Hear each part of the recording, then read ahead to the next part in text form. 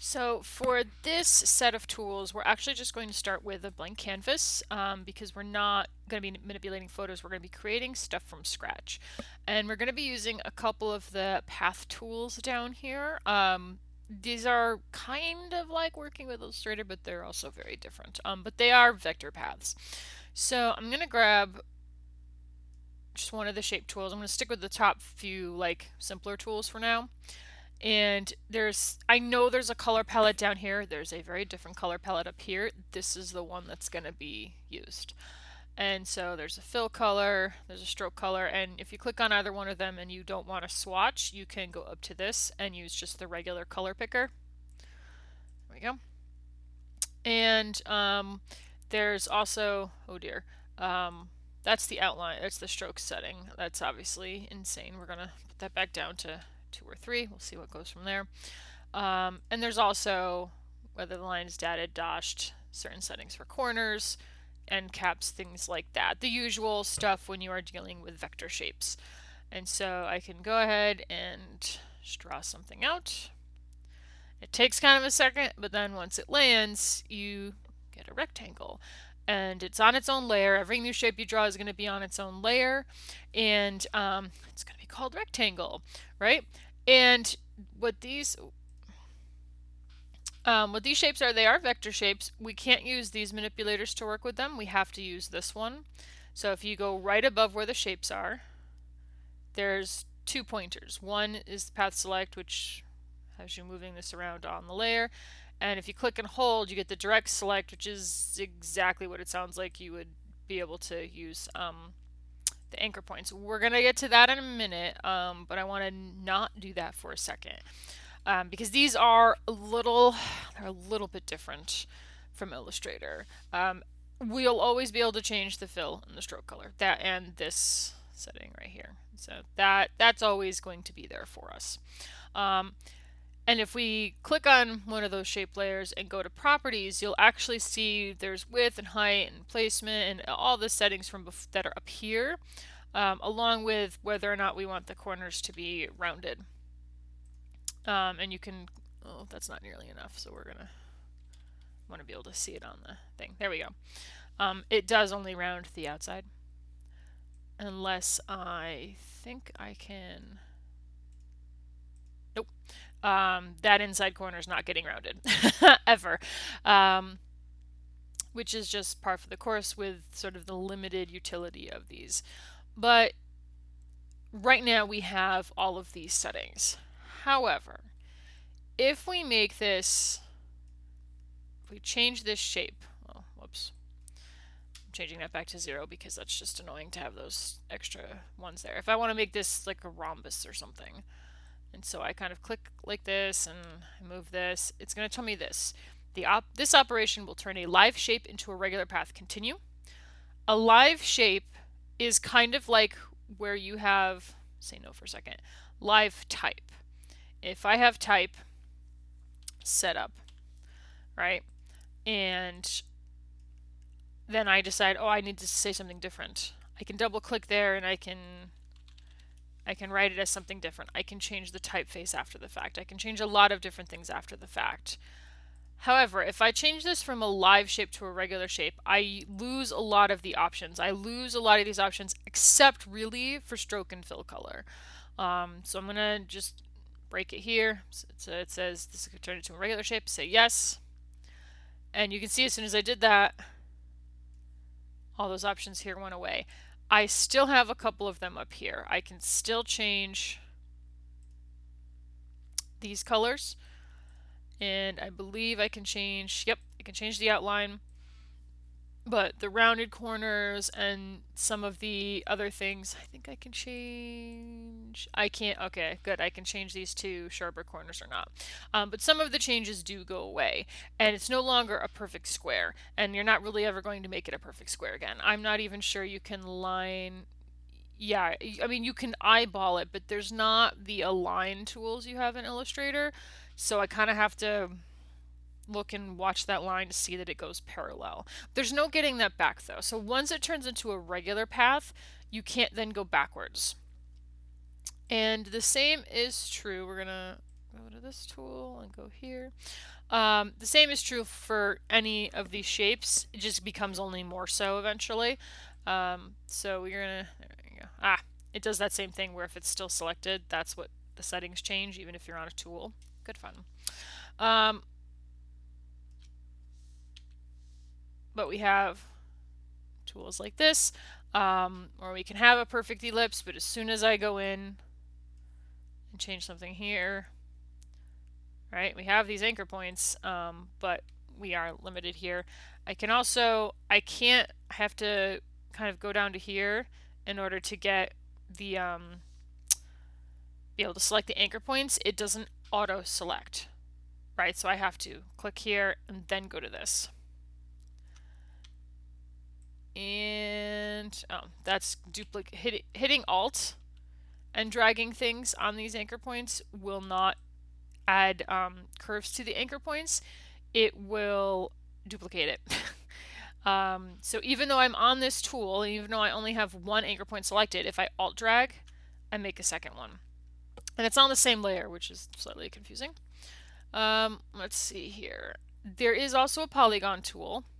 You can set up how many sides it has beforehand. You can also go to this little gearbox right here and specify, it's going to be a star, not a, because I was using this before. So instead of a polygon, it's going to be a star, and the inside corners are going to be smoother, which looks like that.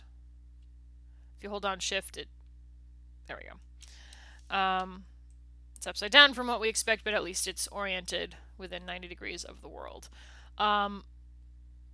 I can't change any of those settings once I've drawn it. So if I draw it and I go, oh, I didn't want the indented corners thing, I have to go back to the Polygon tool. I have to go to this setting, and I have to say unsmooth indents, and then I have to, there it is, redraw it. All right, so there's no good way to like redo something. There. And I got to keep going back to my layers panel in order to move these things around. I'm going to get rid of the text because it doesn't need to be there. So what to use this for? Well, probably not so much making a lot of shapes, but there's if you need a you did the lower thirds in your 101 class. If you need a caption of some sort, probably not in this insane color, right? So if we need some sort of, going for very basic here, there we are, and I probably don't even want an outline. I can set up something like this, and then maybe have a drop shadow, or I can even have it be off the edge here like that. You know, that you can, this is also huge. So you can use free transform to change the size of things. Hit enter. But that kind of thing, a caption, a word bubble, a box, maybe there's a reason you would have simple shapes in here, but you're not going to build your cityscape in here. To be clear, you're not going to build very expansive, expressive things in here. One other thing that this does have, let me go to the correct one. Yeah, that one, that's fine. There is this right here. So this is basically, technically speaking, what Photoshop is doing is it's creating a layer and then saying there's a mask around that layer. That's how it's getting this vector looking shape. And so you can feather that edge to a rather extreme amount. There we go. To get maybe some sort of effect going. And the thing that I came up with, one of the many things that you might do that's a little bit more practical, is I'm going to do that, and then I'm going to change this to something a little bit more glowy. There we go. I'm also going to change my background to a very dark color so that we can see it. There we go. Let's go back to this tool. Now, there we go. So I'm going to make a little circle, no outline, and no, go away. You can put a radial gradient on there if you want, but you can also, even if this is still live, you can go to these layer mask settings. And if you turn up the feather a lot, you can kind of get a sort of glowing effect. There we go. And then if you wanted to have like lights in the sky or that kind of thing, you can set up this effect, and then that way if you need to, you can change the color really quickly because someone says, oh, it's, I need it to be this color, a little bit orangey. Or and I bring this up because you're probably thinking, oh, I could just do that with a brush, and you are correct. You could do that with a brush. You could even put it on a new layer, so that it's non-destructive, and I can grab a brush and I can, there we go, grab the color, and I can say turn hardness all the way down and make the brush pretty small, not that small. Too small. Close enough. Right? I can have these two elements. Problem is, what if we decide, oh, we want it more or less feathered? Well, on this vector one, I can make it more feathered. Oh, now we're in like a foggy night. I can make it less feathered. It's more of like a stoplight kind of light, right? You can alter this.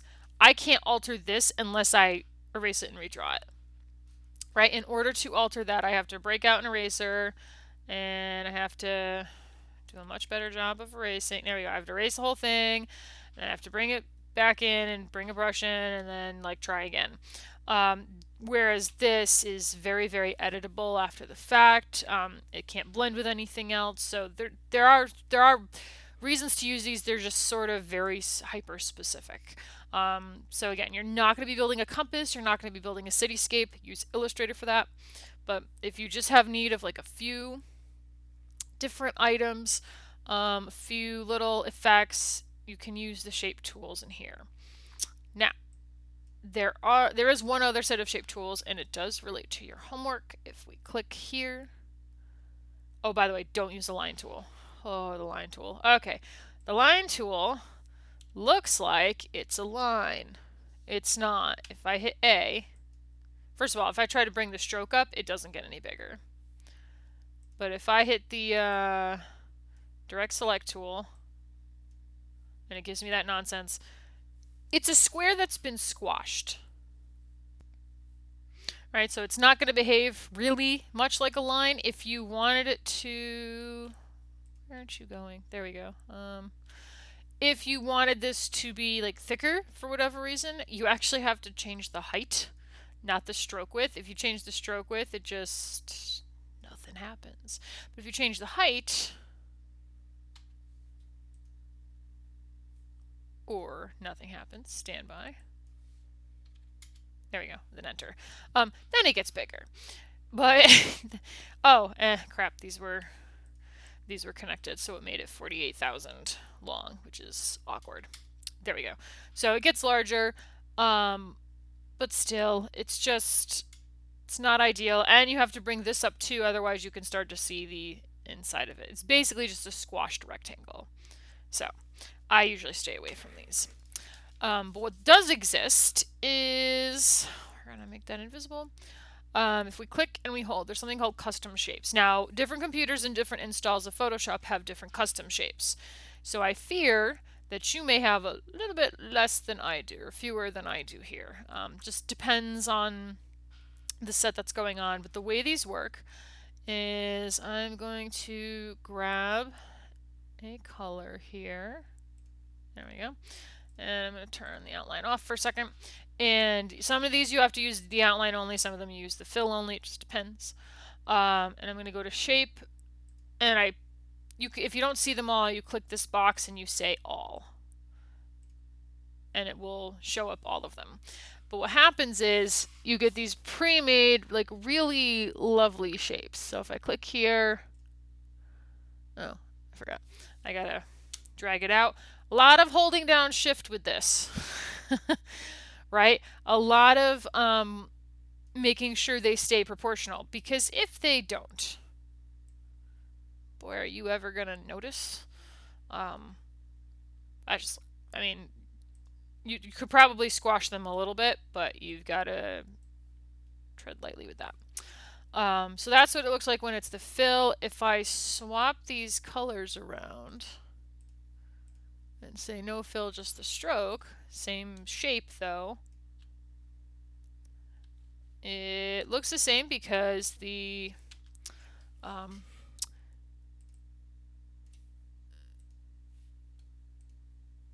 I drew it wrong. Haha. The stroke should be smaller. There we go. That's too small. It doesn't update live, which is unfortunate. There we go. So you can get just the outline. And it just depends on the look that you want, etc., etc. But there's a lot of different shapes in here that can be stacked. There's a lot of just, they're all very, very, very different. Some of them might be less useful than others. One of them looks like a cat. I mean, it's cool, but it is the one same drawing of a cat. I think some of the abstract ones have more utility because they are so abstract. Just be aware that everyone else in the history of Photoshop has access to these, so you may have to, you know, tread lightly.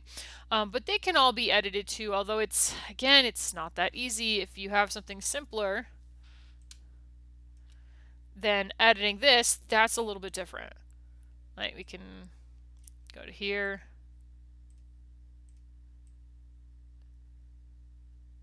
And, I don't know. There we go. Very different arrow shape, right? So there are, oh, it's kind of like the Star Trek symbol. Let me see. Let's add the fill for this. There we go. So there are ones that you can edit as well. Editing this might be a little difficult, might be a little bit much, but editing, you know, a simpler one is a little bit different. And definitely edit away. You can also set this up so that it's always, let's see, define proportions. Should mean that it always goes to the right proportions. This is the color of the outline. So if I know I'm working on a blue background, I'm not going to be able to see it very well, then I can set this to red and make it easier to see. So it's not the color of the actual object, it's the color of the path that you're seeing. Because right now, if I go to this, oh, it changes it for all of them. That's actually pretty good because that would have been annoying to have to change it for every single one. But you can see this better than we could see the blue before. The blue on the blue was, you know, blended in. Doesn't work. So, like, again, limited utility, but when you can use them, they can be very, very helpful. They can be very, very cool. And if you're thinking, oh, these kind of look like some of the, you know, stamp and stencil style brushes we were using earlier, you're not wrong. This is another way to get something that is sort of always movable, like always bring upable, for lack of a better term. Always something that you can bring up the exact same thing over and over again to use over and over again while you're working. And for the homework, it's going to be in the next video.